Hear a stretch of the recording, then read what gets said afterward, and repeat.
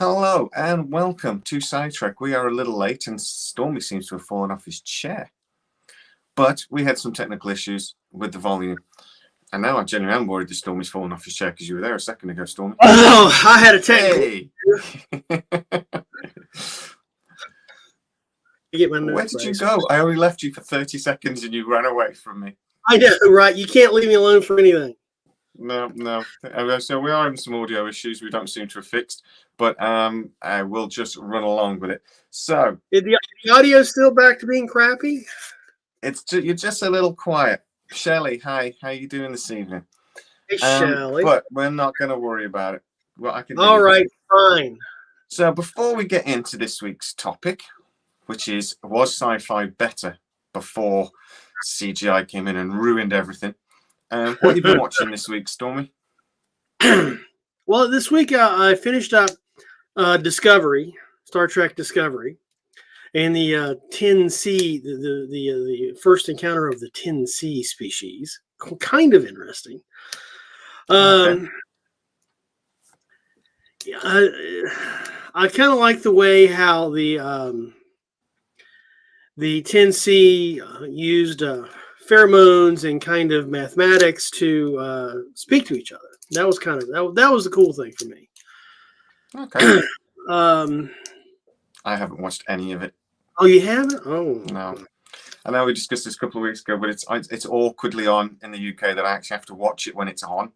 Right. And I can't record it because it's on this Pluto. Oh, it's not. Yeah, it's on some sort of. It's not a stream. Yeah. And I just can't be bothered to watch TV when they insist. I watch it. I'll watch it when I want to watch it. Damn it! So I didn't watch it at all. Sounds very Putinish to me. Yeah. Forcing you to watch your Star Trek at a specific time. Yeah, exactly. We don't live in communist Russia. Damn it. But yeah, no, I've not watched it at all. I did watch the third episode of Picard. I was a little disappointed. Oh, really? After a great start, getting a little boring. Oh, but I wandered off at one point. My brain just wandered off at one point, and I come back and went, "Oh, something's happened." But yeah, it's not too bad. Anything else? Anything else caught your eye this week while we were? Well, I kind of liked the latest episode of Picard, episode 3. You know, I like once they get into Los Angeles, 2024. You know, they're still busting Hispanic people at the doctor's office. You know, it's just like, you know, because I live right outside of LA. And it's like, oh yeah, boy, did they nail that period piece correct. Then they start tapping on about World War III. How'd that happen? Yeah, well, yeah, it's just like they mentioned it. Is it any wonder World War III came? You know, why did it take so long for all this angst to work itself out? You know, hey, cast iron, and it was like it was uncanny. You know, it's just like I couldn't watch Sky News the rest of the night. You know, it was just I had to cut myself off. Depressing as hell. Yeah, sci-fi touching a little bit accurate, isn't it? I said the other thing that I watched that will smoothly, you're going to like this segue. It's smooth into this week's topic. I watched Fast and the Furious 9 this week. I also watched, I did, before getting to that, I watched The Adam Project with Ryan Reynolds. I like that. Was it good? Yeah, very Spielbergy. Right. But that's not a bad thing. I mean, say that like it's a bad thing. It's not. It's not his best work, but good film. Very enjoyable little sci-fi movie. Not sure it's a classic, but, you know, good film. Quite enjoyed it. But yes, I watched Fast and the Furious 9. It's 2 hours I'm not getting back. I like the Fast and the Furious movies. They're good films, you know. They're popcorn movies, you know. They're brain off, popcorn in face. Don't think about this. Yeah, exactly. But the 9th one is just what they've done is they've gone physics. Physics is a bit boring. Let's not bother with that. And gravity is a pain. Let's not worry about that. And cars can survive in space, right? Elon Musk shot one into space, so cars can survive in space, right? That's true. Yeah. So they just went with that. And seriously, there was a car in space for a good chunk of the movie. and they drove it into a satellite. It's the stupidest film I've ever seen. My wife just went. Are you sure you weren't watching Moonraker? It sounds like you're watching Moonraker. No, I think somebody slipped something into my coffee, because what I was watching made no sense at all. I'm like, am I seeing this shit? It's awful. Now I've got to go watch it just because it's so crappy. Yeah, but it's not like it's so bad. Not like last week's movie. Go back and check out last 2 weeks ago's live show, and we talked about films that are so bad they're great. This is just bad, and it's just bad. It's not, you get those films that are so stupid they're hilarious sort of thing. It's not that. It's not that. It's not that. And it takes itself very, very seriously. But honestly, I don't want to root for anybody that watches it, because I mean, it is a popcorn movie. You're not supposed to think about it too much. But if you do think at all, you will drive yourself up the wall. At any point, you'll go, "Is that possible?" It isn't. So it's just stupid. But that gets us into this, like they say, the smooth segue, because this is all thought out. Were films better before CGI overtook everything? When they had to actually have physical special effects, and when they actually had to do these things in like car movies. Well, I think about, there's the James Bond movie, right, where they have to do this thing and they have to jump the car over the river, right? And it took them ages to do, because they had to build this ramp just right. It spiraled around, spiral thing, and then jump and then landed. Right, it took loads of effort. Nowadays, they would have just done that in CGI, and it probably would have done a backflip, and it would have landed like this sort of thing, like a gymnast on the. It would have done some nonsense, But they had to do it back in the day, and I think the effort paid off. Nowadays they just do it in CGI. We're going to talk about old movies like pre-1990s movies in a minute, but another example is the Nick Cage movie, Gone in 60 Seconds. Right. Yeah. Didn't that also have Angelina Jolie in it? It had the beautiful Angelina Jolie and the excellent actor Vinnie Jones, how that man has not got an Oscar, I don't know. He's probably met somebody called Oscar, but he has not got one of the gold little statues. But in that movie, there is a bit at the end where they have to jump the Shelby on a bridge, and they used CGI. But they did it on CGI because if they got it even an inch wrong, they're on a freaking bridge. It would have, a suspension bridge. It would have shredded the car like, a cheese grater. So they had to do it in CGI. The rest of the film is physical, special effects for actual driving. That bit in the movie sticks out like you'd hammered your thumb with it's like sticks out like a sore thumb. It's awful. For me, that really is an example, a great film ruined by, well, no, not ruined, because it's still a great film, but that bit sticks out, Well, the one of the things, Uma Thurman in Batman and Robin, she played Poison Ivy, and when she's I think in the first scene as Poison Ivy, she's kind of draped back in this plant, in this bloom. The petals just unwrap, and there's kind of a sparkly mist coming down on her, and the petals just open up and they illuminate. And one thing that she remarked, I don't know if this is in the I saw this in an interview or it's on the special DVD features or whatever, but she was talking about how none of that was CGI. It was all classic physical effects in the lens. And she said, when did Batman come out? Batman, is that like 90? Hang on a second. Oh, it's going to be mid-90s. 97. 97. And she said that's just not done anymore. Even back then, she's going, it's just put in a computer and then it's done. And she said it was all done by puppeteers, and it's just like maybe a dozen people working on that just to get it to look right. There's the puppeteer, there's the physical effects guys with the whatever the illuminated powder was, and then there was the lighting guys. And and that is real craftsmanship. And sometimes I'm kind of agreeing with you that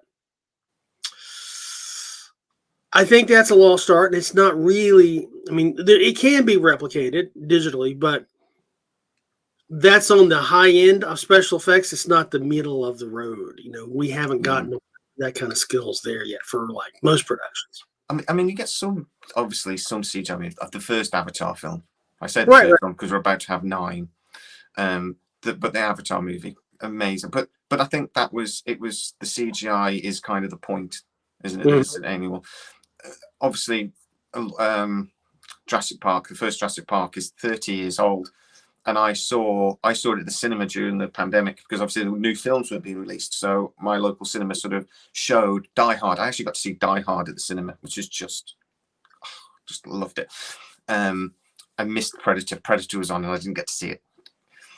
But Jurassic Park was on, and I'm watching it and going, this film's 30 years old, and it still looks insane. It still looks so good. Really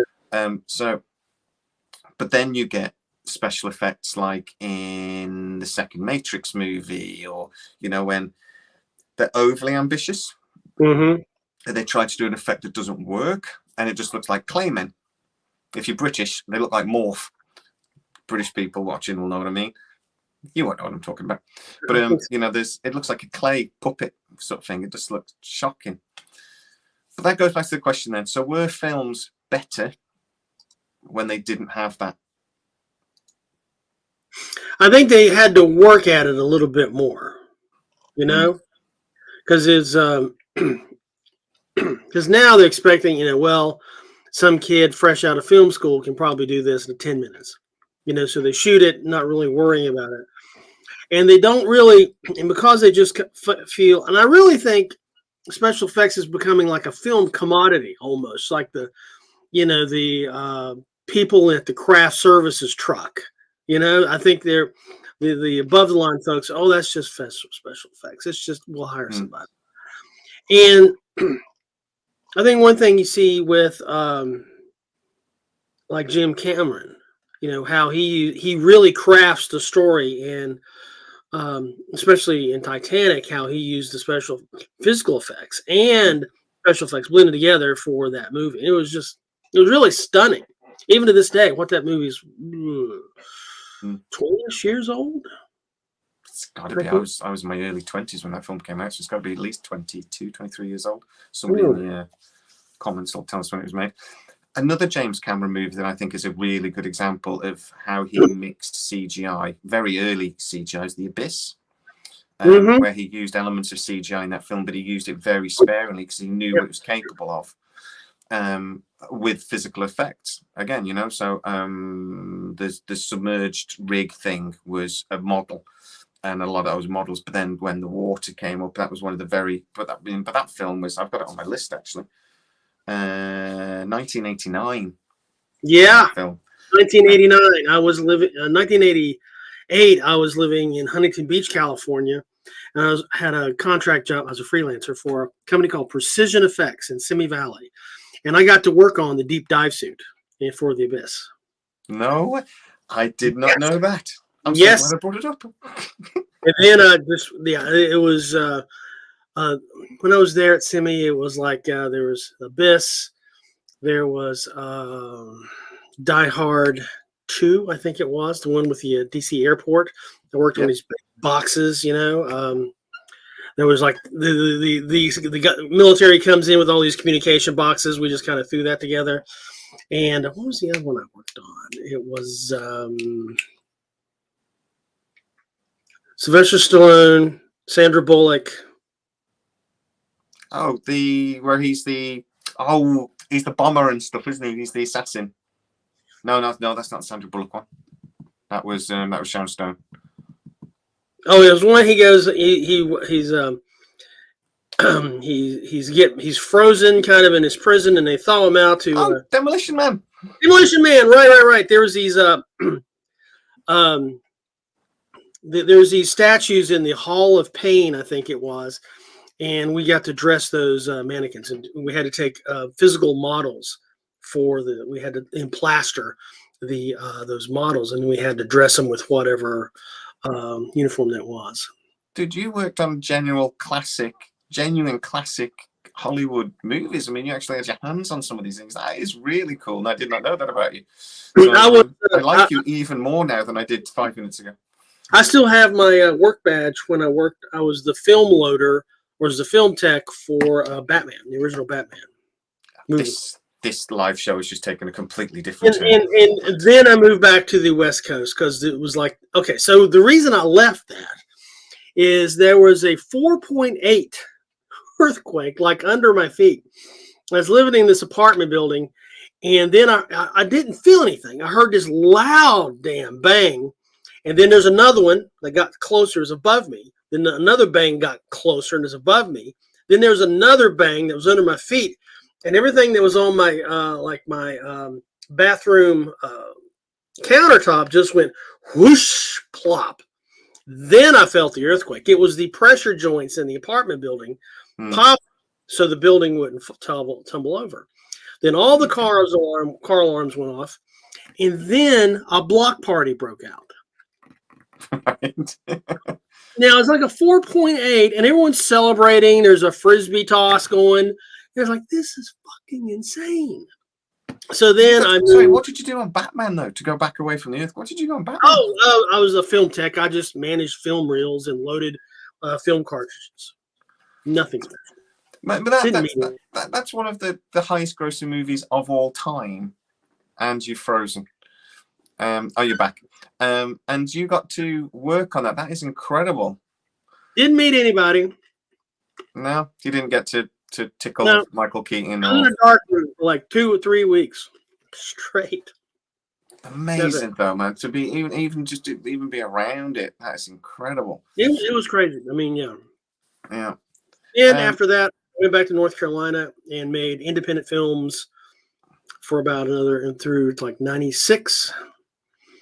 And I said, fuck this shit. And then I went back into then I just went into advertising. Amazing, man. Okay, well, we'll get back to the topic because it's just blown my mind. But I always think that films, particularly, I mean, you go back and look at really old sci-fi movies. I mean, really old sci-fi movies. Even it's like The Day the Earth Stood Still or something like that. It's a classic example. Some of those special effects, because they were just so hard to do, were great. I mean, that the flying saucer coming in over the White House and what have you, you know, it looked real, you know, and it was in the 50s. You know, and I love that. We are getting to a point now with CGI that you can't tell what's real and what's not. I mean, it is getting that good. You know, and it's even getting into TV now. You know, we mentioned Star Trek Picard earlier. The cue where he comes in, he's got they do that young thing, and then he just goes, "I'll catch up." The first time I saw it, I thought that was a bit rubbish. I wish they hadn't done that. And I've actually watched it again back, and I'm like, oh, actually, that's quite good. They've done quite a good job with that. Very seamless.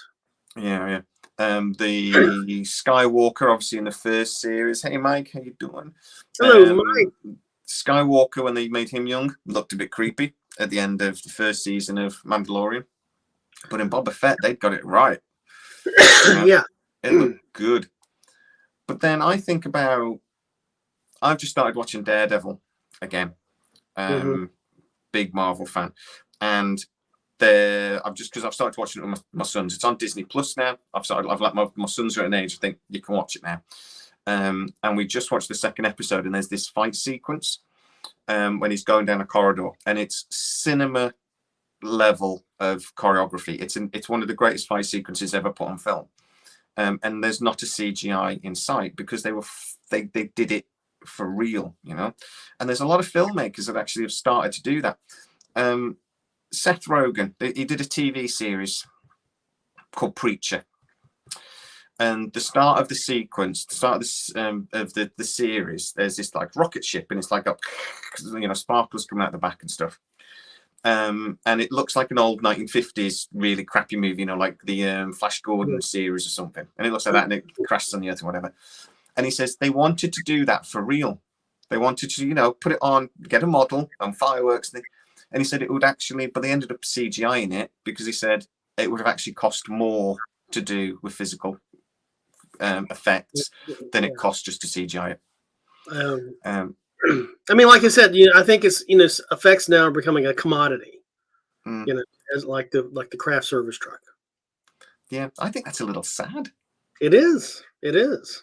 If you think about that, like great films though, back in the day, Predator for me is one of those movies that's just perfect.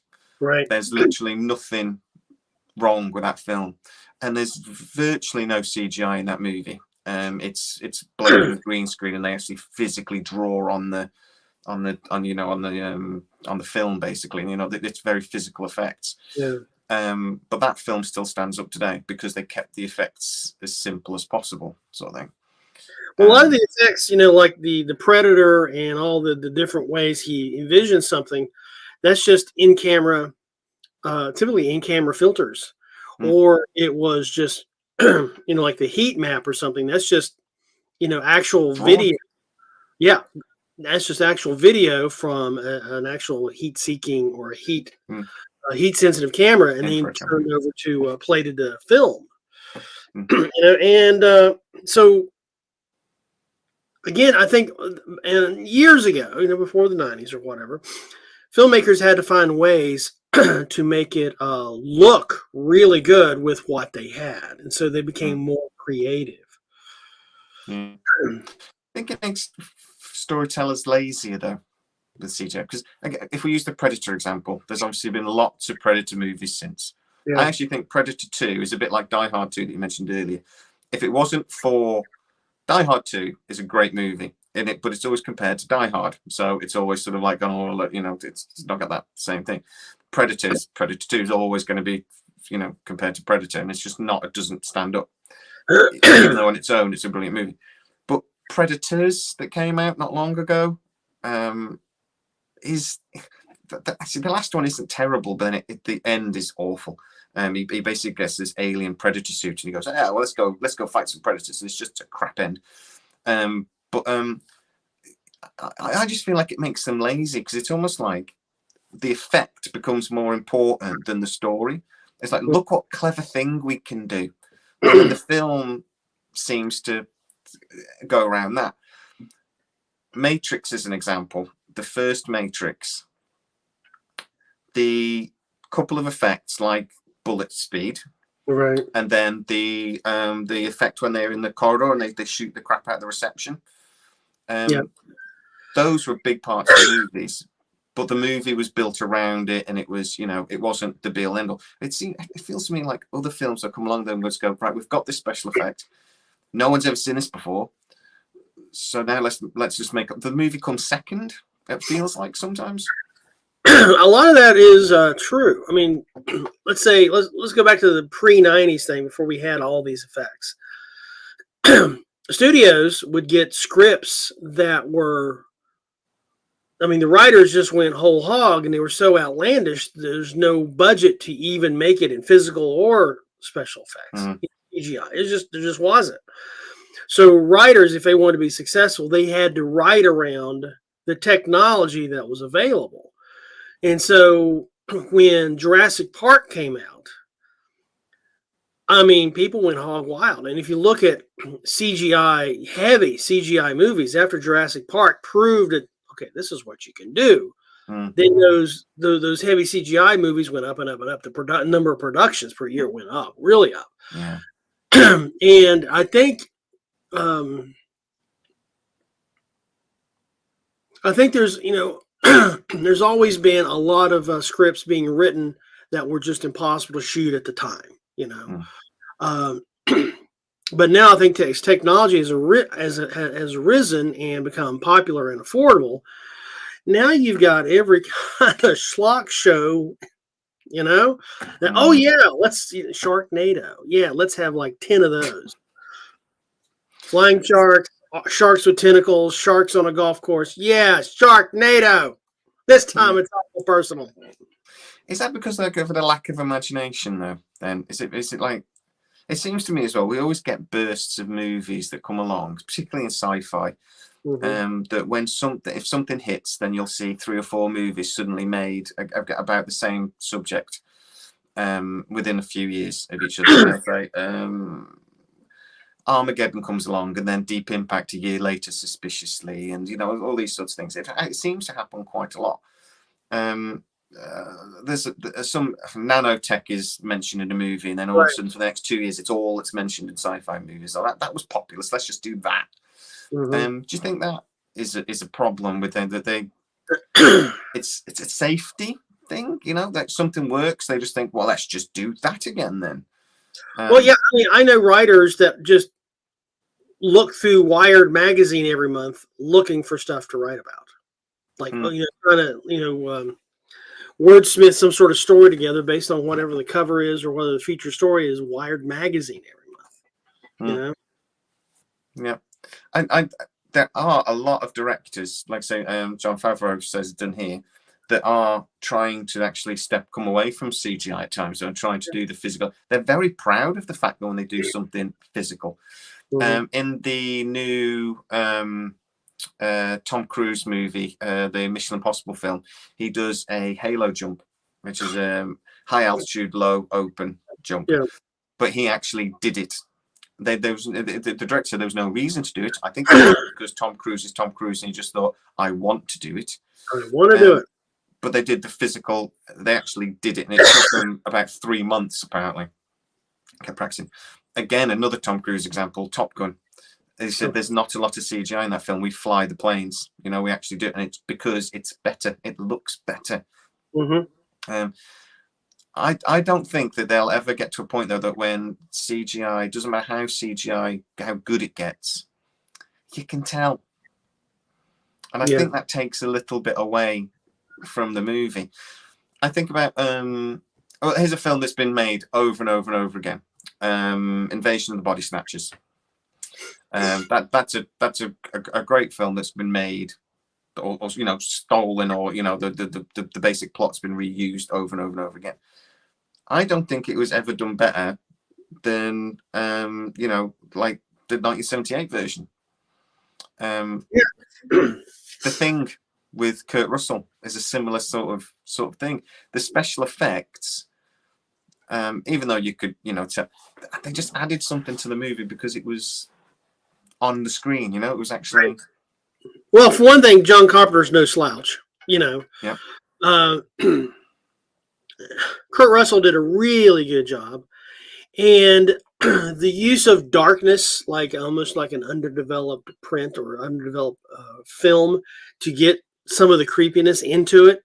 That's a really cheap thing. I mean, Hitchcock did it all the time.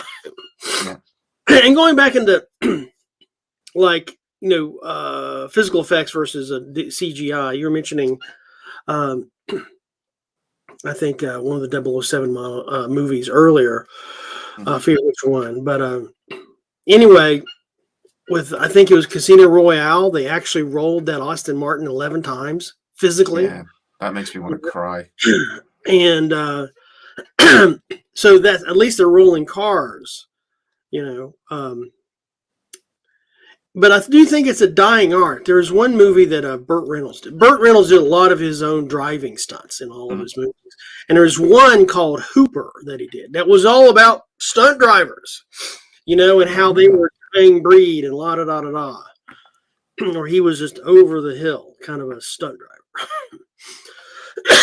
Excuse me. And like in the remakes, The Thing, there was a lot of the remakes are just sad. What's a good example? Kolchak the Night Stalker. Oh yeah. You remember the original Gavin? Let's see. What was his name? Darren McGavin, right? He was the lead star. It was really good. His acting, the writing was really good. Then they came out with a remake of it. The remake was crap. I mean, there was no soul to it. I mean, it was CGI, flashy stuff. And I remember the creepiest scene in the original Night Stalker with McGavin was there was like an abandoned. I don't remember the episode that well because I saw it as a child and I've been traumatized since, and so I haven't seen it again. But it was an abandoned Chicago hospital, right? And it was haunted by something. And Kolchak's trying to get an image of it, right? So, and they thought it was built on top of a Native American burial ground, maybe. So then he gets all these X-ray films, right, and tapes them on the wall as he tries to, I don't know, trap the spirit or something. And then when everything is over with and he's successful, and of course he doesn't have a story, he pastes together all the films, and it's like an image of one eye with like a trailing tear. And it spooked me out. Oh my God, it was just what? I can't go in the basement for 3 years because of that. That does sound really, really creepy. No special effects, nothing. Done on a 16 millimeter camera. Great storytelling. Think about like a mainstream movie that was a bit like this. The first Blair Witch, and that's another good example. Yeah. They had no money, so they did it in that found videotape style, which always creeps me out. There's an Alien one that was similar. We found this videotape, and that would creep me out as well. Blair Witch scared me to death. I was 18 or 19 or something like that with my brothers who'd watched it. And we had to walk home through woods. So we walked about a mile out of our way so we didn't have to walk through these woods. And like, we're grown men. We're laughing about it the whole way. We're grown men. We should walk through the woods. And we were like, oh, yeah, let's not. But that was all physical. But then Blair Witch, the second one, came out. They had more money. Yeah. They bulked up the special effects and thing, and it's a terrible movie. I think there's a lot to say about what movie makers. I like to paint and things, and one of the things we say with painting is it's knowing when to stop, and it's knowing what not to paint. Right. So it's what you don't add is more important than what you do, and that's a really important point with movie making as well. It's what you don't add. Don't show the bad guy too soon. You know, don't show, if it's a ghost movie, you've got to build the tension up, and when you see the ghost, that's when it tends to go downhill. If you see the ghost too soon, you know, and that's the same in any monster movie. You know, I think you got to build it up. It's what you don't put in. But CGI lets them just seem to go crazy with it, and they can put in anything. When you can do anything, you put it in the hands of a a story that maybe isn't that great, or it's like I think Sharknado was basically made. It was a bit like Snakes on a Plane. Yeah, you see that with Samuel L. Jackson. It was a meme, and then it was a movie. Yeah. Oh well, the producer. I don't think it was Weinstein, but it was somebody like that. He hadn't even read the script. He basically said, I'm going to make a movie. What's the stupidest title we've got in the things? And they went, we've got a script called Snakes on a Plane. And he went, done. And he hadn't read the script, and he greenlit it to be made. And Sam Jackson, they got Sam Jackson to do it because he was on contract to do a film, so he didn't have a choice. And it's actually quite a good film. But it got made because it had a stupid title, and it was sort of like, that's what kind of my point there is. So sometimes these films get made not because they're a great story, but because there's some sort of gimmick. And too much to me, it seems that the gimmick is what special effect is new. We've got this new special effect we can do, so let's do that. That's a good point. So what do we think about the 2004 Battlestar Galactica special effects CGI versus 1978? I think that's a really good point. I like that. I'm sorry, Joe Chim? I'm sorry, I'm going to struggle with your name, mate. I'm going to call you Joe. But I think that's quite a good example, actually, of good special effects, though, because the Battlestar Galactica effects were very, very good, and they were very, very subtle. Mm-hmm. You couldn't, for me, I don't think you could really tell the difference between the physical effects or the CGI. What do you think? Well, remember, they won awards. for the special effects for Battlestar. Well, the original Battlestar Galactica.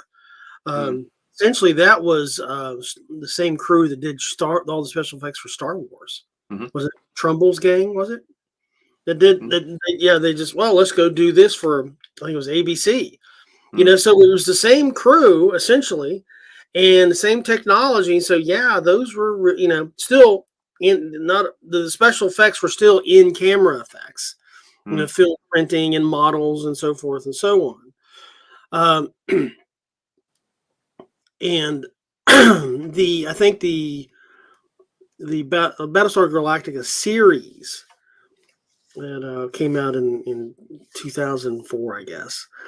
I thought the special effects were really good, and a lot of the CGI was really good because it was so restrained. It was subtle.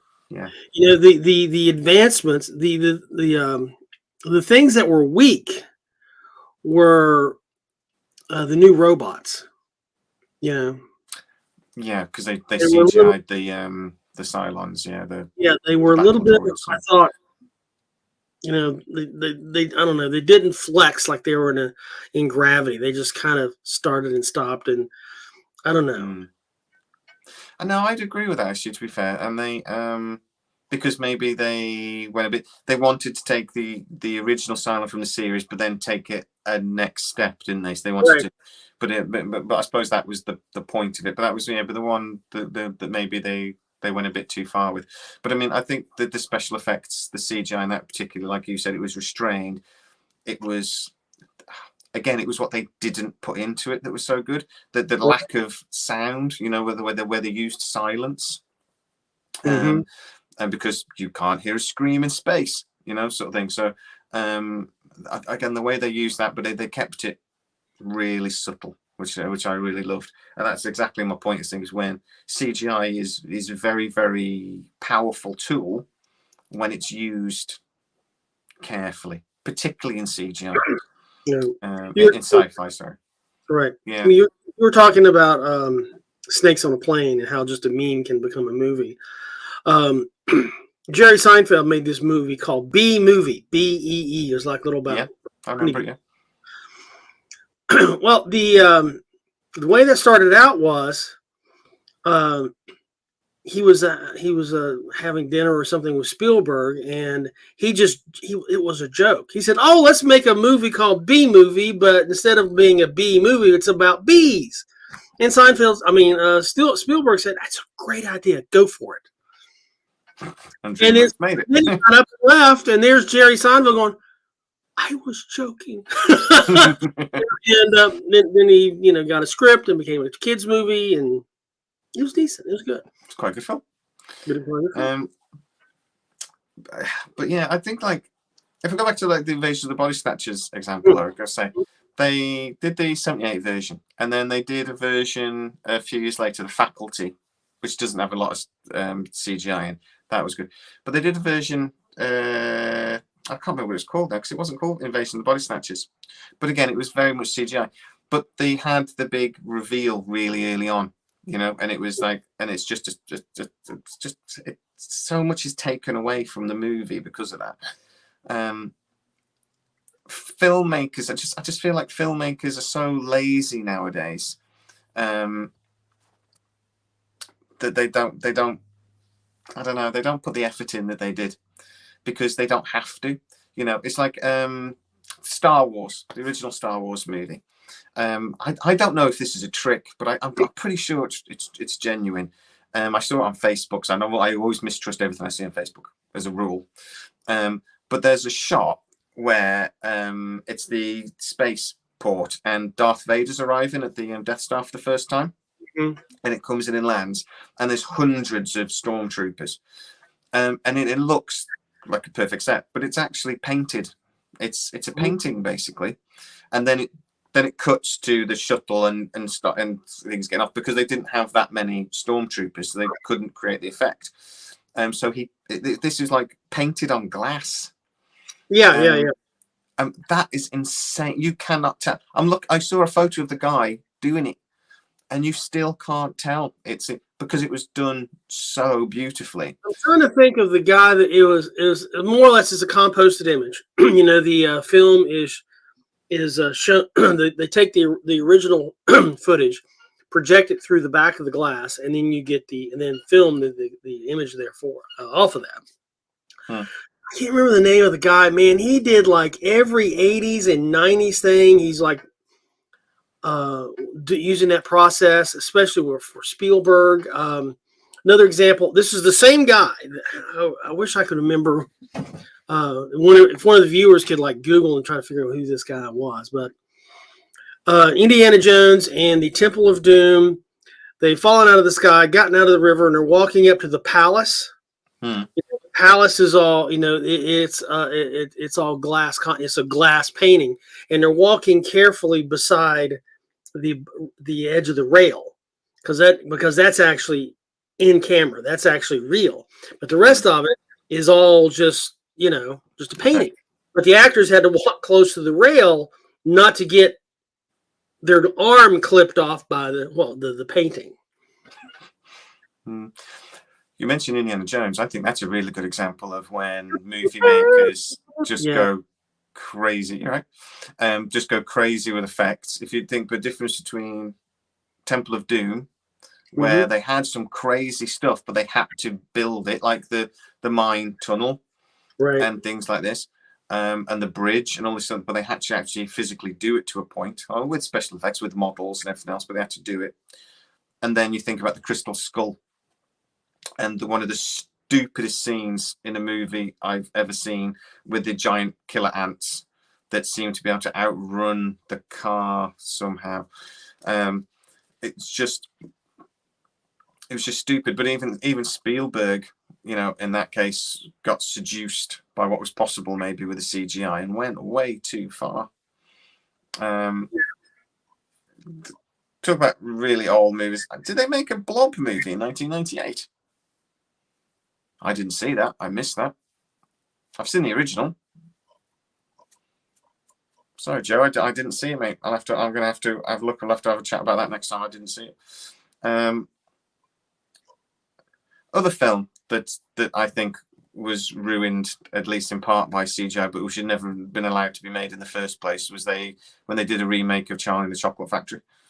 And again, this isn't Sci-Trek, this isn't sci-fi at all, but you have a beautiful movie with Gene Wilder, where everything was built and constructed and everything's touched, and then they make a weird remake with Johnny Depp and use loads and loads of special effects and CGI, and it's just odd. The whole film is weird. But that was bad writing as much as anything else, to be fair. You can't really blame the CGI for that.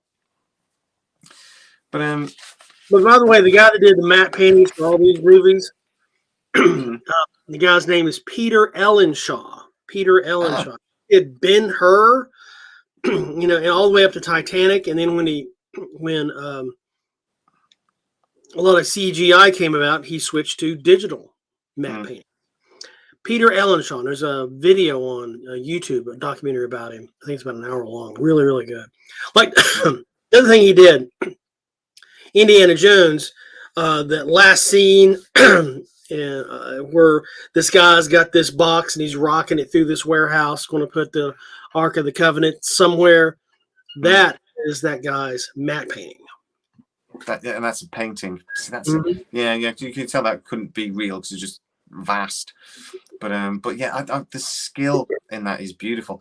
That was a technique, very similar to a technique Disney used to use for his early of layers of. They had a 5-layer camera. Yeah, they used for animation, which was crazy. Joe's just come back out. It was 1988. They did a Blob movie. I do vaguely remember that coming out, actually. And I think I did watch it back then. But yeah, no, not a good film, I'm afraid. Another film, they talk about how Terminator. So the first Terminator was released in 1984. Obviously, another James Cameron. Brilliant. So obviously, the special effects in that movie were all physical. There's no CGI in that. So the bit where he has to mess with his eye and stuff, they had a big fake head. You could tell it was a fake head of Arnie. prosthetic head, and the thing would pull his eye and stuff. And then he puts sunglasses on just to cover it up. But I think that film stands up pretty much against anything we do today. Yeah. But then as they've gone on, they've got steadily worse. Is that at least in part because of the CGI, or is it, because they're able to do anything, so they just do? I mean, even Terminator 2, a lot of the special effects in there were physical, and then he, brought in elements of the CGI, which again had never been done before. But even the bit with the where it's the melting metal and it all starting to come in together again, that wasn't CGI, that was a physical special effect. Oh yeah, it was just like, actually I think it's mercury on a board and guys with like blow dryers from you just kind of moving, literally just moving the stuff. Or was it hot solder? One or the other. I think it was solder. Yeah. But yeah, because I thought it was mercury, and I was quite surprised to find out it wasn't. Hot solder. Right, yeah. But I mean, that is, Now, but again, that's in the hands of Jim Cameron, not another not slouchy director. And but there's so much crap that comes out that even Netflix won't even bother to put on. I think it's like studios or content managers now struggling to find a new franchise. So they will, they'll throw anything against the wall and see what sticks, just to develop a new franchise so they can have another 1,000 or 2 movies, And just in the hope that something will stick. Yeah, Netflix will show anything. Absolutely anything. Tubi will show anything. Yeah.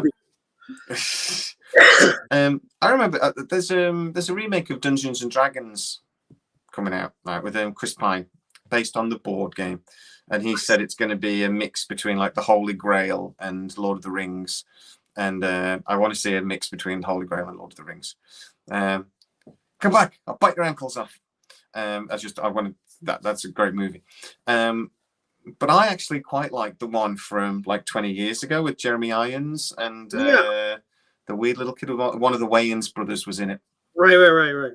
Massively overacted. There's one bit when the main actor, the Wayan guy, is killed, his mate, and he literally drops to his knees and just goes, "No!" It's gloriously awful. And Jeremy Irons is in it. Is really creepy and a bit camp all the way through it.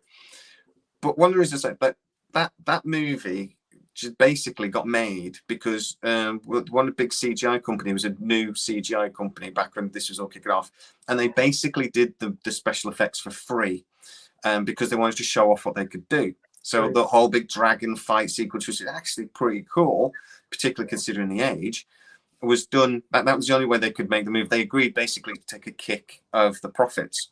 Sadly, there weren't any because the film bombed. But that was an example of like what was happened back then. That film basically only got made because the CGI company wanted to show off what it could do. If it wasn't, you want to hear some scuttlebutt TMZ worthy scuttlebutt on that set of Dungeons and Dragons? Just a second, let's start again because you're breaking up a little bit. Do you want to hear some scuttlebutt TMZ worthy scuttlebutt from that movie Dungeons and Dragons? Go for it. Gary Gygax really didn't get along with Jeremy Irons at all. Gygax, if you've ever met him, is vivacious and blah blah blah blah blah. Is always chatty. Irons was just like, he goes to the set, says his line, goes to the trailer. That's all he does. And Gygax he's very unsettled about it. He said, "Oh my God, he was such a jerk." He was. I don't know if he got to the movie and discovered this is going to suck or what, but his acting was good, but he just didn't associate. And this is again Gygax's overly bubbly personality that just wants to hug everybody, whether consensually or not. I have heard that Jeremy Irons did not want to do that movie. He did it for the paycheck. Well, yeah, they paid him a lot of money, so he did it. But yeah, I love it because it is one of those films that's so bad it's great. Yeah, I still liked it. Yeah, I loved it. I thought it was great fun. I was always ashamed it didn't get a sequel, to be honest. But and the kid that's in it, he was in something before that in a TV show, and I always quite liked him as an actor. And like I say, I can't remember his name, but I never saw him in anything else again ever, and I was sort of kind of ashamed. I was quite liked him. But yeah, we're getting a sequel of that anyway. So let's see what happens with that. I saw one really clever idea for the next Dungeons and Dragons show or movie or series or whatever. Is that you have like 5 basic actors, and let's say one of the player characters dies. You know, the same actor plays the new part. It can, instead of a wizard, it could be like, you know, I don't know, the old sage you meet on the road or something, or a barbarian or something. It's the same actor, and no one explains it. It's just he goes from playing a gnome to a barbarian or something. And that would be still like keeping with the game. It's the same actor. Yeah, let's just roll something up, see what comes up. I actually suspect the Dungeons and Dragons movie is going to be terrible. And they will do what they always do in these movies, and they will reference the game in some really cheesy way. And it'll really stand out in the movie, and I'll want to hurt myself. Physically hurt myself. I did a video a couple of weeks ago, and I talked about how. Do you remember they did a actually, was that on Who we talked about it? It might have been Who we talked about it. They did a Thunderbirds movie a few years ago. Jonathan Frakes directed it, and Jonathan Frakes should be kicked repeatedly in the balls for it. It's awful. But in one bit, the guy that used to be in ER, I don't know his name. I never watched the show, but he used to be in ER. At one point, the bad guy sticks like a microchip in the back of his head and controls him like a remote control. But he goes and walks around like that. It's like back to the thing. How do you fuck up a Thunderbirds movie? How? It's really easy. I'm telling you, the best Thunderbirds movie was this World Police. You know? I did it. I'll only make love to you if you promise you'll come back. Dung. And now back to headquarters for cocktails. International Cyber, help me. Yeah, that's right. Team America. I mean, that's the best Thunderbirds. That's a film that they did using physical effects. It's almost like we script these things. Puppetry. It would be done with CGI now. Yeah. I think the screen showing the. Yeah, I think the South Parks were better when they actually had to do it with bits of paper and motion captions. Yeah. I think the early South Parks were much better, and then they actually they fake it with computer graphics again because it's quicker and cheaper to do that. It's a shame, really. It's a lot of these dying arts. Man, I always think about like Jim Henson and like the Muppets and the effects like that. They would talk about remaking the Labyrinth. Yeah. And I don't think they should do it, because for one, David Bowie's not in it, and David Bowie should be in everything. I think he was on my list of films. The Man That Fell to Earth was on my list of films, pre-90s films, sci-fi movies that would just still stand up today, still look amazing today, sort of thing. But they won't have the Jim Henson puppets and things in it. Because it'll be easier and quicker to do CGI, and they can do more with the CGI, so they'll do it that way. And it'll be just something. It's a lot of people panned the new Dark Crystal series that came out, like his last year or during COVID or sometime. I thought it was really good because it was still puppets, And I think, the story was good, the acting was good. The thing I think is people are so used to CGI and all this fancy stuff is like they couldn't get back to the puppetry. It look old. Yeah, like Farscape. Loved Farscape. Of course, and that was Jim Henson as well. Jim Henson as well. His business, it would have been his son then, but yeah. Yeah, of course. Yes, I'd forgotten about that. That was great. Think about that. They do that in Stargate now as well, don't they? Think about the character in Discovery, the number 2. I've forgotten his name. He was the captain in series 2, no, series 3. The tall fella. And he always those long legs. Things on. Lady Gaga heels, yeah. a physical effect that looks incredible. Actually, well, then the CGI bits that come out that doesn't look good, but but they'll have characters like that. They don't do that. I think about Stargate with the Asgard. You can tell when it's the CGI Asgard in the later series or when it's just a puppet in the early series and it looks better. I think the actors interact with it better. The acting's better when they're not interacting with a tennis ball on a stick, and they're actually. Yeah. Well, Frank Oz and when he's doing Yoda, I mean, Lucas said this is all going to rise or fall on the basis of a plastic puppet. Yeah. It's just, but. And then they CGI'd him and turned him into a ping pong ball. But if you look back and watch that film again with fresh eyes, and just Hamill and Frank Oz's hand pull it off, and I think that's just talent and skill, But I do think there's an argument to say that the acting is better when there's something physically in front of you. So you see actors nowadays. They say when they go to the premiere and they see the movie, that's the first time they've seen it. Because all they did was stood in front of a green screen and acted with a tennis ball. And it's literally a tennis ball. Or I do like it that they started doing more motion capture, because I think a lot of some filmmakers, they realise that problem.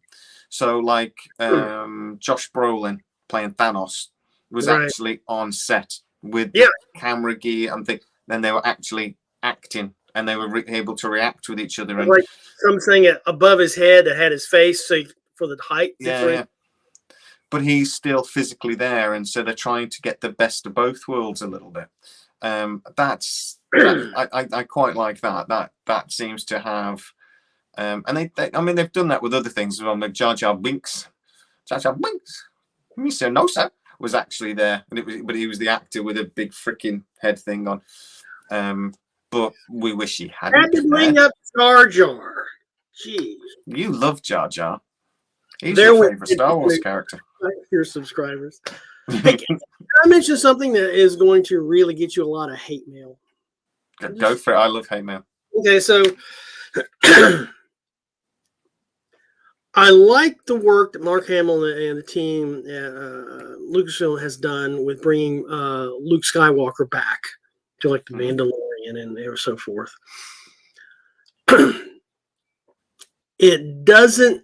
There's something missing about it. Always been missing about it to me, and it was just this last week that I figured out what it was.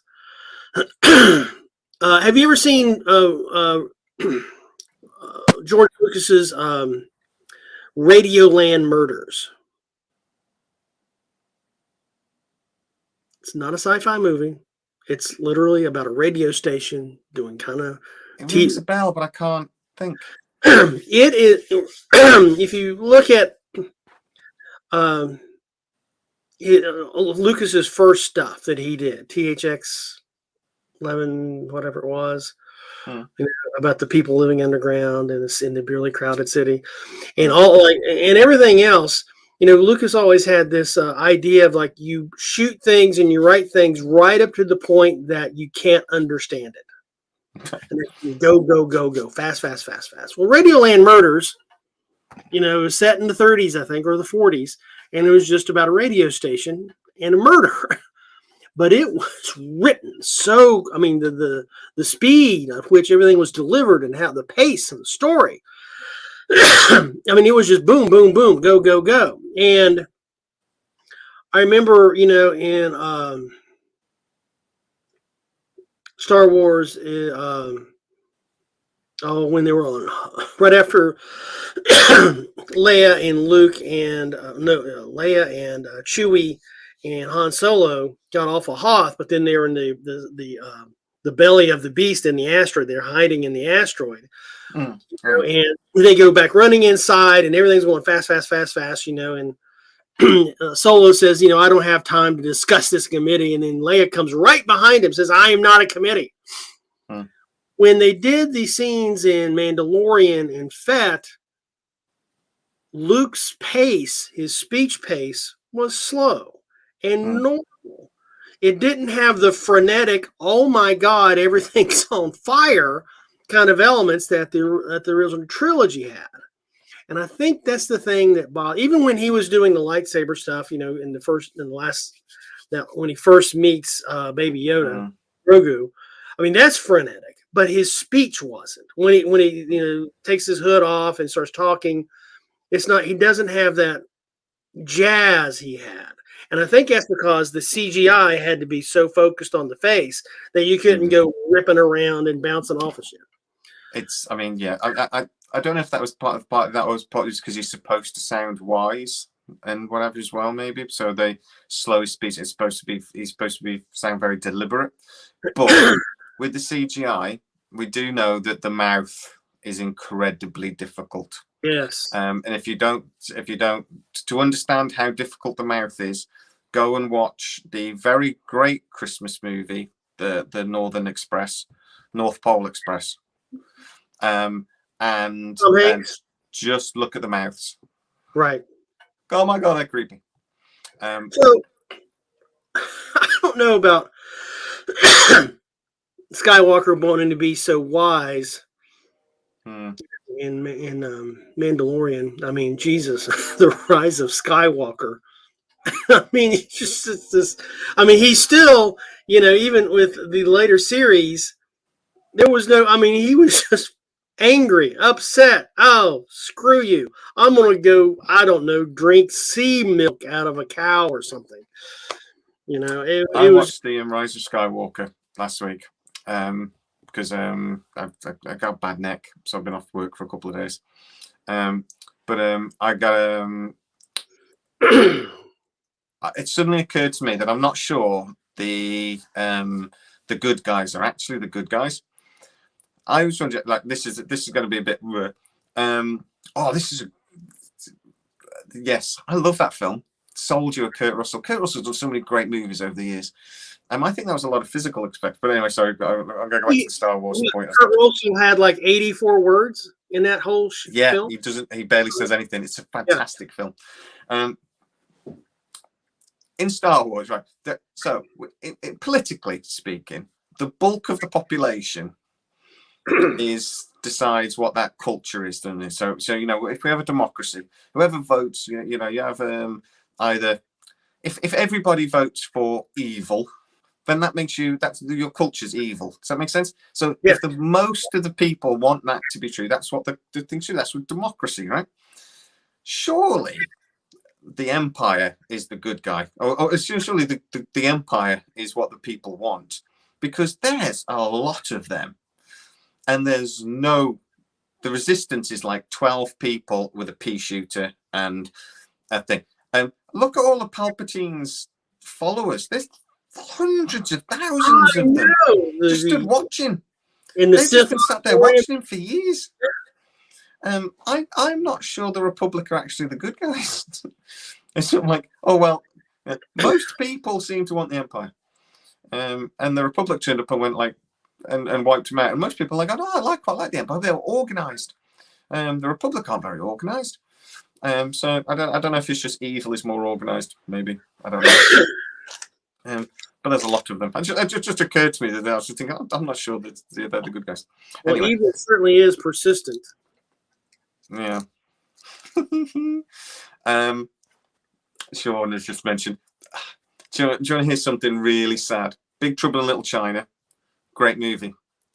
They're remaking it. Can't they? I don't know even how that film can be remade. It makes me sad to my bones. There are some films that just shouldn't be remade. Apparently, it might be a sequel, which is still, but it's going to be a remake. There are some films that shouldn't be remade. There are rumors. This is spoiling one of my next videos coming up. There are rumors they're going to remake 2001: A Space Odyssey.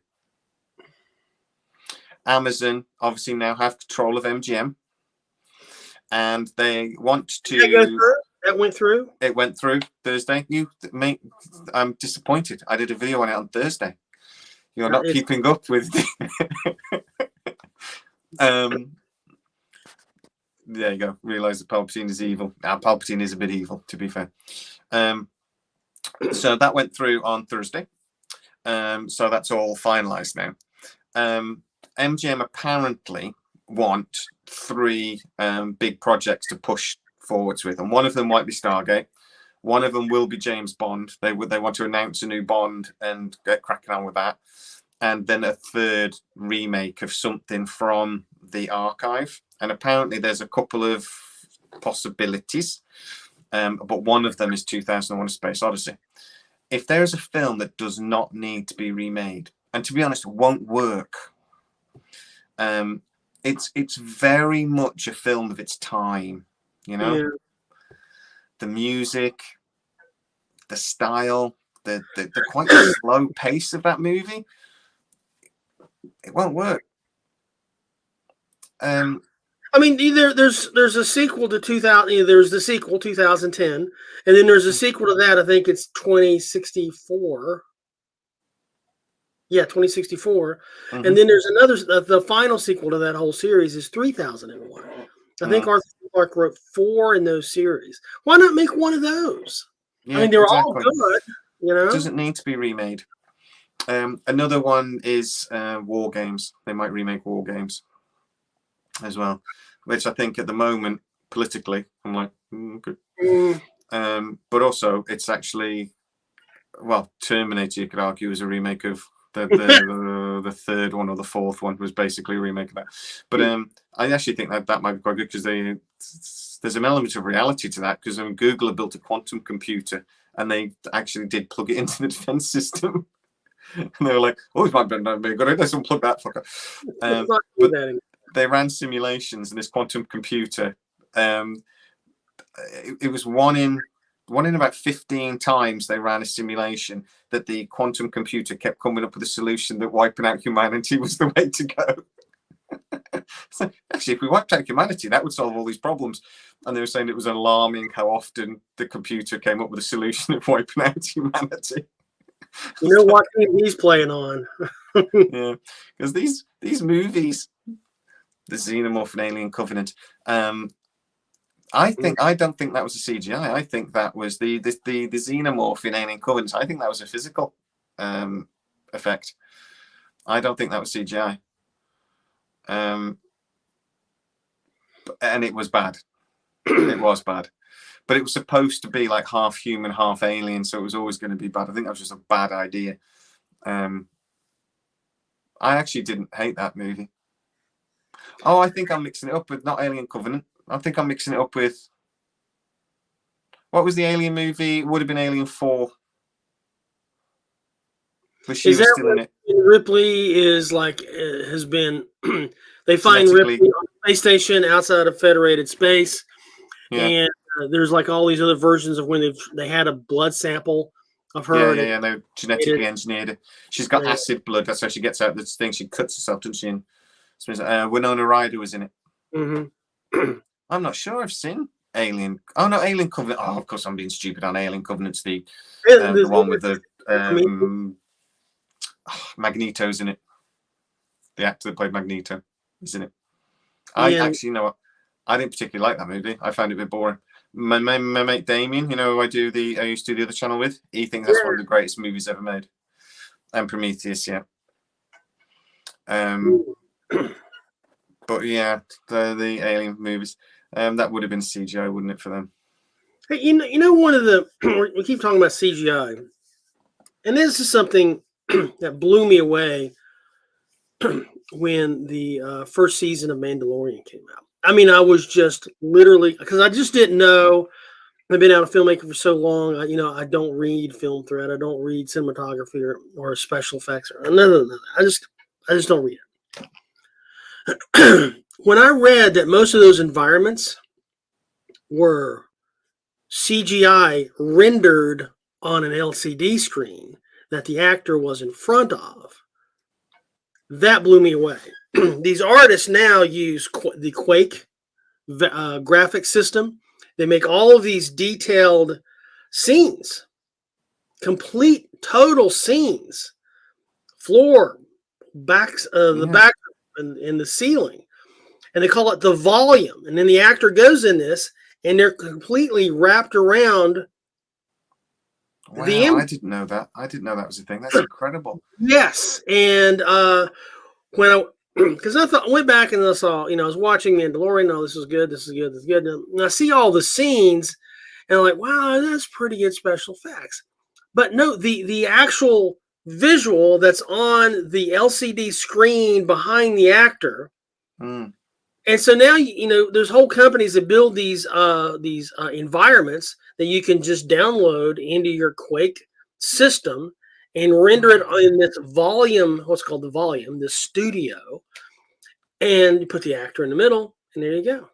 See, that sort of makes me think about how, like, normally an effect will be anything you see out of a window is sort of like, they used to do these giant photos, didn't they, or paintings, and they'd be incredibly detailed. They cost hundreds of thousands of pounds, these things to produce. It's a kind of bit like, so you'd have a set, everything in the foreground is a set, but then everything in the distance, that's sort of like that on ecstasy. That's sort of like taking that sort of theory and just completely, they were encased in the digital world, aren't they? But in a physical way, which allows them to react to it, though, then.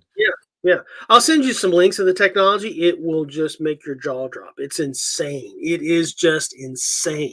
And I cannot pick out which is the scenery that somebody made in the shop versus what's made in Quake. Are you familiar with the Quake gaming engine? Yeah.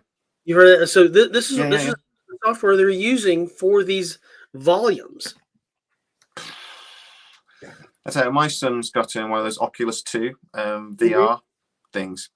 Doesn't cost particularly much, but I was having a play with it, and it's really, really good, and it is immersive. And there's this one thing where you have to walk on a plank, and then you like fall off, and it genuinely freaked me out because it is so immersive. It really is getting to the point where you cannot tell the difference between the effect and the reality. I mean, I used to be pretty good. I mean, I didn't know about that, but I used to be pretty good at spotting the different types of CGI, and I did used to read all that stuff. I'm getting to the point now where I'm seeing some stuff, and I'm like, I genuinely don't know how they did that. Yeah. And it's I quite like magic tricks, and I'm quite good at spotting a magic trick. And sometimes I think my wife is like, "Oh, you're ruining it. You're ruining it." I'm like, "No," because sometimes when you have a magic trick and you understand how it works, that's like even more amazing. That's sort of like, oh my god, I can't. At my wedding, the magician did this thing where he got a playing card, and he tore a corner out, and then he presented me, but then he had this block of ice, and the corner was in the ice, and then he sort of like broke it and thinking, look how it fits together, and he'd signed it and all this sort of thing. I know exactly how he did that. It's all about how you rip the card, sort of thing. So I started saying that to my wife, oh my god, I know he's done it, and she's like, oh, you ruined it. It just amazes me more, when you see these things and you understand the ingenuity that goes into it. That's why I think that we'll wrap this up now, because it's very late here. It's the middle of the afternoon for you, you're lucky. I know. But back in the day, they had to be ingenious. Yeah. They weren't always. If you watch films like what's a bad CGI movie? Let me have a think. Oh, there's a film over here. What was it called? Called Life Force. Patrick Stewart was in. Terrible movie. Was this good. One with the naked chick walking through town? That's the bit that everyone remembers. British sci-fi at its best. The naked chick walking through the first 10 minutes of the movie, sucking everyone's life force. I think I saw it 4 times back in the 80s. Oh my god, there's a naked chick. Yeah. Oh, I just watched the first 10 minutes of that film. I haven't watched the rest. Never get through. 8 minutes in, I'm like, that'll do. But yeah, it's a terrible. But special effects generally in that movie are awful, really bad. And it's just lazy. There's a lot of films like that that are just lazy, and we're going to have the same thing with CGI. It allows some filmmakers to be lazy sometimes, and just to be bad filmmakers. And it doesn't. I think we had a comment earlier. I'm sorry, I can't remember who said it, but it doesn't matter how good a special effect is. It's not going to make up for a badly written story. Yeah, and it's just not. There's but before we wrap it up, I was wanting to talk about some of the things that I think are worthy that a a lot of people really don't watch. And one thing I was want to talk about is, you don't have to have a big budget to come up with a really good movie. And Robert Rodriguez, the guy that did the Book of Boba Fett, Spy Kids. And his first film, he did a 16mm film with no money called El Mariachi, right? Yeah. And he showed it around to some friends and the film festival circuit, and it was really good. And then of course he got the big budget movie, better actors, bigger actors, and he's still really good. And so, but he started out with just like nothing. So if people watching this, kids, or they want to go make their own movie, get your phone, man. Go out and just write something and shoot it. It may be good, it may be crap, but the most important thing is you'll learn something. Yeah. You'll learn something. And some things I think that a lot of people that were pre-CGI, all kind of, it's just practical effects, low budget. I think I mentioned before Kolchak, the Night Stalker, from what year was that? 1974. And I got to admit, and I know you'll probably disagree with this maybe, but Doctor Who with Tom Baker, he was really good. I mean, the writing in that era, let's admit it, not a lot of special effects. Oh, no money at all. No money. Everybody's heard of Twilight Zone, but there's another series that came out from 63 to 66, 65 called Outer Limits. Yeah, we saw Outer Limits. Did you see now? It really made it a few years ago. We had a new series of Outer Limits a few years ago, didn't we? Which was quite good. Yep. Of course, Space 1999. Love that series. That might be coming back as well. BBC did a series on BBC. BBC did an original series for Hitchhiker's Guide to the Galaxy with Simon Jones and David Dixon. It was so much better than the movie. I mean, it was just a lot better than the new one they did with the guy that played the Hobbit. Oh, his name's going out of my head.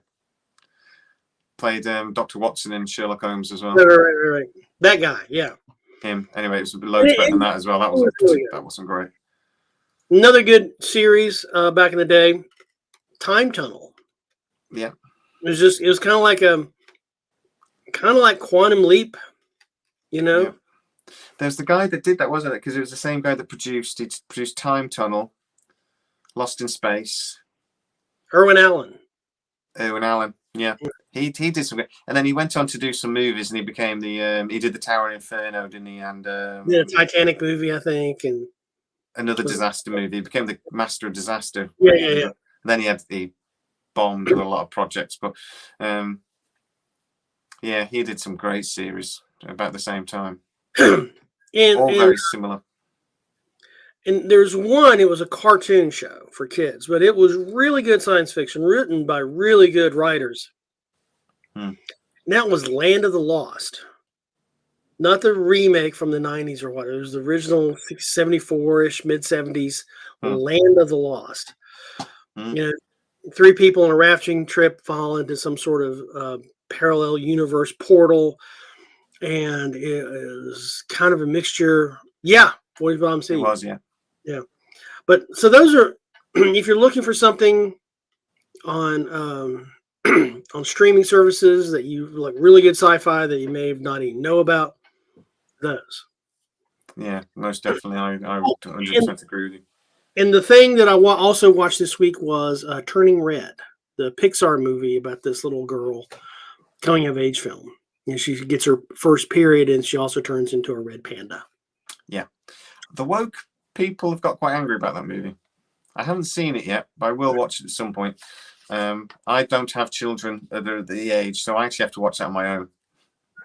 So Yeah, here I don't know about the woke crowd, but here it's the conservative Christians that's just lost their damn mind. It seems to be the same people, but I might be being a bit mean.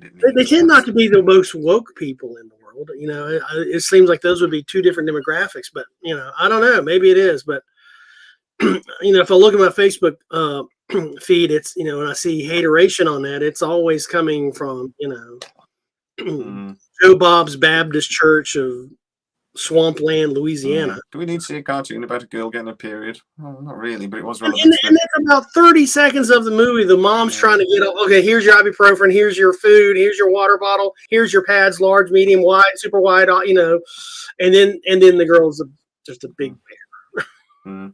Yeah, Peregrine does have a good point there that there are bad CGI, there's great CGI, there's bad practical effects, there's good practical effects. It's true. I think to wrap this up, I'll talk to you about a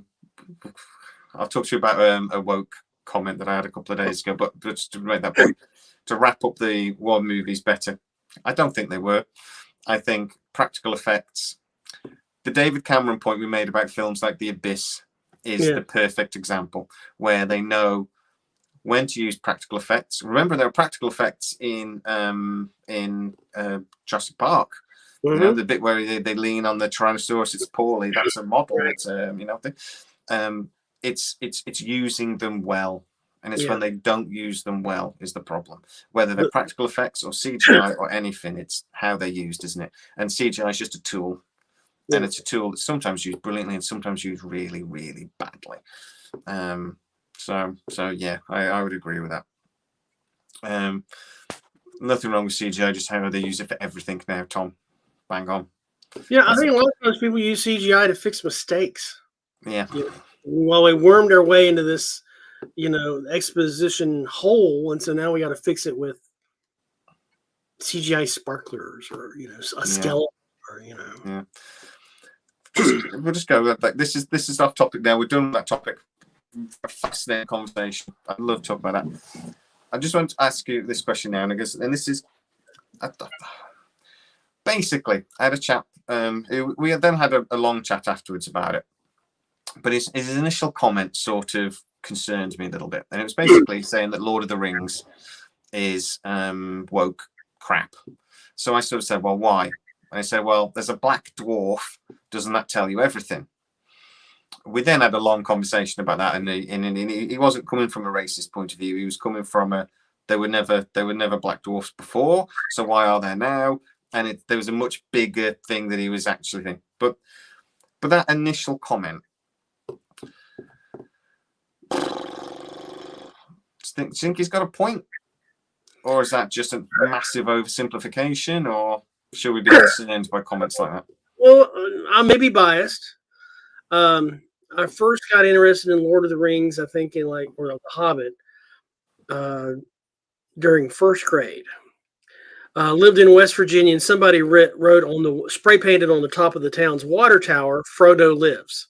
And apparently, that was a big thing back in the '60s, writing on your water tower.